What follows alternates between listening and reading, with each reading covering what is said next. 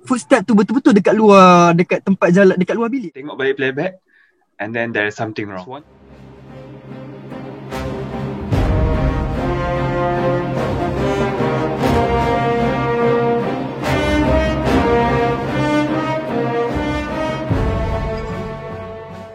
Hai semua, so hari ni remaja nak interview dua orang hero remaja, iaitu Haris dan juga Anik. Hai! Hello, hai, Assalamualaikum. Korang berlakon dalam filem Banglo Section 12 kan? So macam boleh ceritakan sikit korang punya karakter masing-masing. Okay, dalam Banglo 12, Anik punya karakter sebagai budak college, iaitu sama juga sepasukan dengan Haris. Dan nama karakter Anik Amir. So macam okay, Amir ni perwatakan dia sangatlah chill, dia rockers, dia mamat rockers. And kita orang punya scene adalah macam mana in the future Haris kan, 2026. Yeah.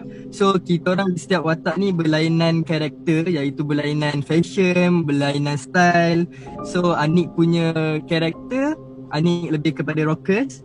Dan dia seorang yang Amir ni sangat seorang chill, sangat macam nak cakap, orang yang berani, tak takut hantu.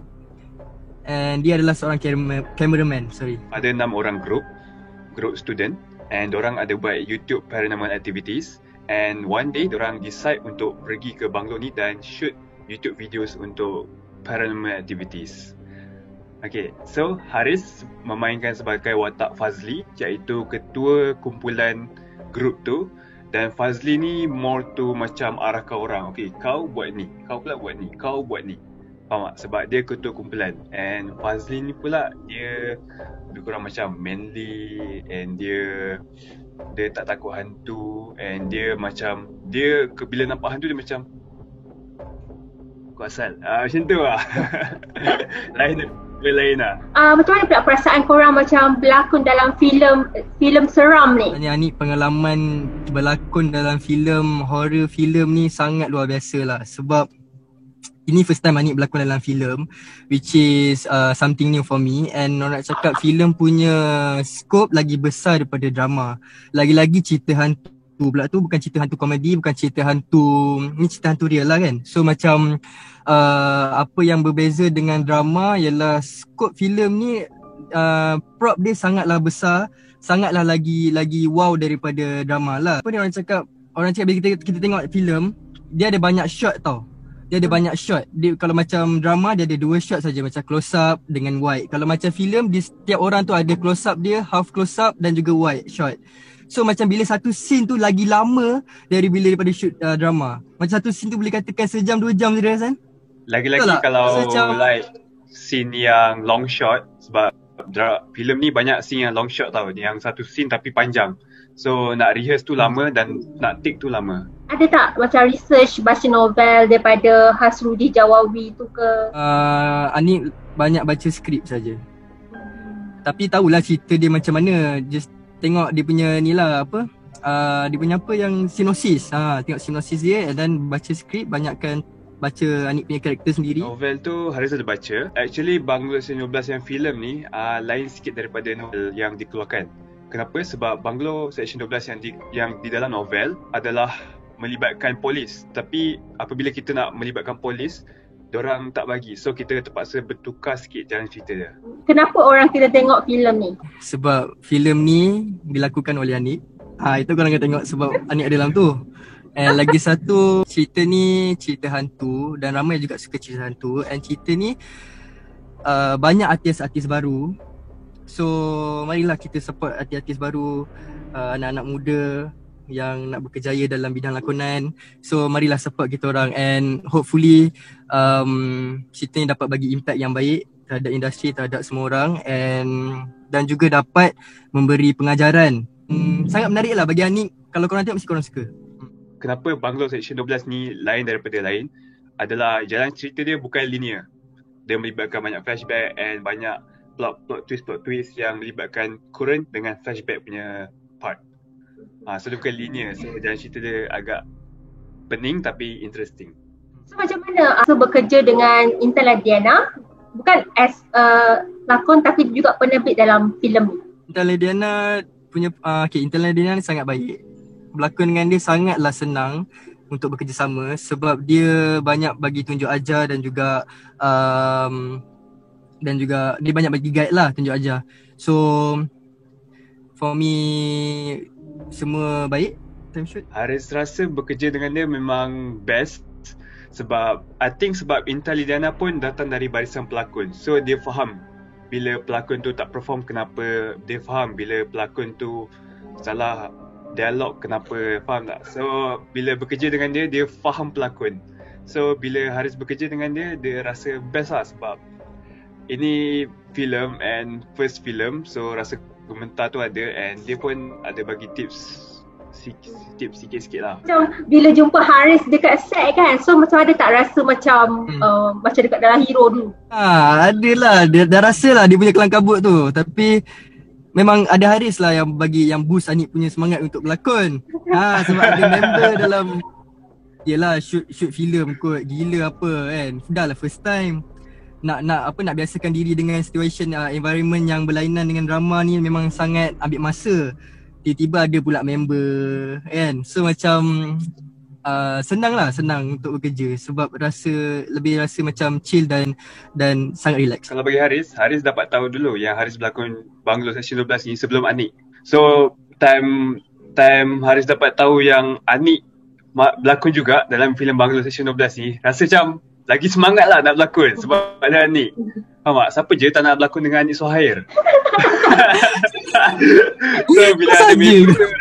So bila ada member tu rasa macam best lah. Kita cerita pasal filem seram kan. So pernah tak berdepan dengan keadaan in real life, berdepan dengan hantu atau benda mistik?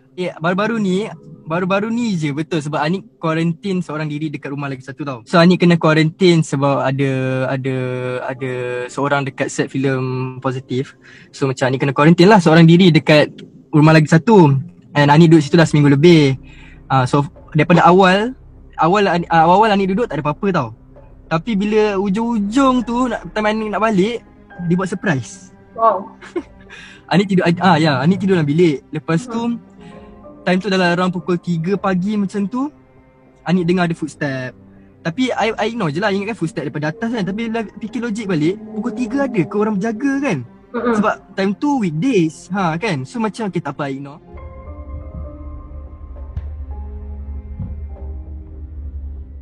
Footstep lagi. Bila dengar betul-betul, footstep tu betul-betul dekat luar, dekat tempat jalan, dekat luar bilik je.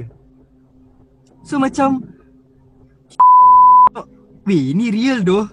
Ini betul-betul footstep orang jalan dalam rumah Anik tau. So macam tak nampak tak apa, tapi ni dengar pun dah ngeri sis. So macam tak apalah, I biarkan dia jalan-jalan. Sekali dia masuk toilet, buka pintu toilet. Oh, bilik Anik, sebelah ni toilet tau. Dia dengar footstep tu, dibuka kit, macam dekat luar bilik aku. So macam dia buka, lepas tu dia masuk dalam, tak tahu dia buka, lepas tu kat dalam dengar bunyi macam besi macam dik, lepas tu hilang.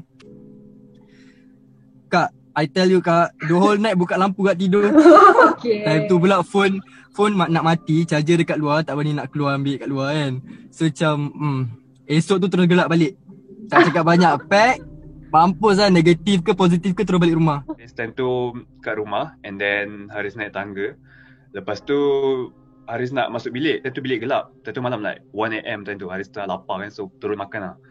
And then bila Haris nak masuk bilik tu, Haris nampak something, dia kan bilik kan, so ini pintu bilik. Lepas tu nampak something lalu. Faham tak? So time tu Haris takut gila sebab Haris ni pengecut sikit. So bila Haris nampak hantu tu, Haris tidur bawah lah terus. Tak tidur bilik.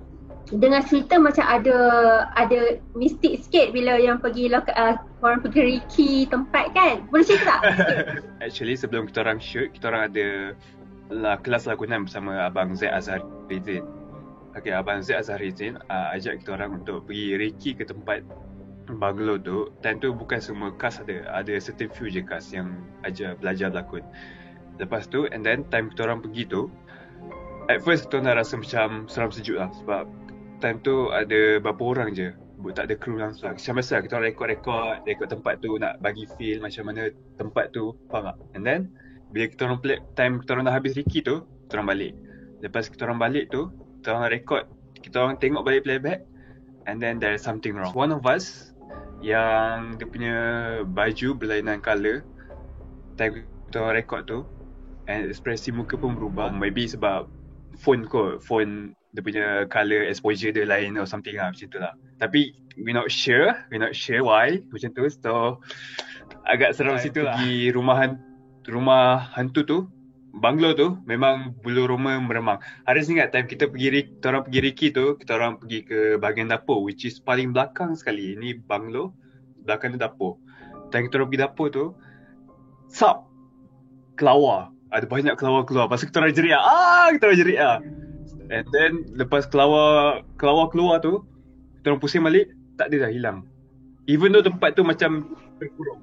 Apa projek yang masih menanti tayangan untuk tahun 2021 ni? Selepas Banglo Session 12 ni, Haris akan berlakon dalam drama single terlalu lama, iaitu arahan Ungku Ismail. And lagi satu is Haris akan berlakon Kisah Cinta Rumi.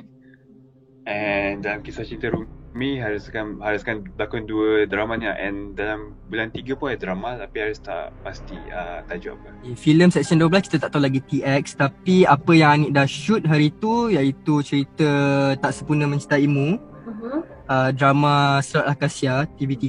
So macam itulah Anik punya boleh katakan big project lah, sebabkan Akasia kan. And Anik pun dapat watak second lead dalam cerita tu. Dan I rasa for me watak Anik tu berat. Sangatlah bermain dengan emosi, sangat banyak pengajaran. So macam I think before this I berlakon tak ada sangat karakter yang berat.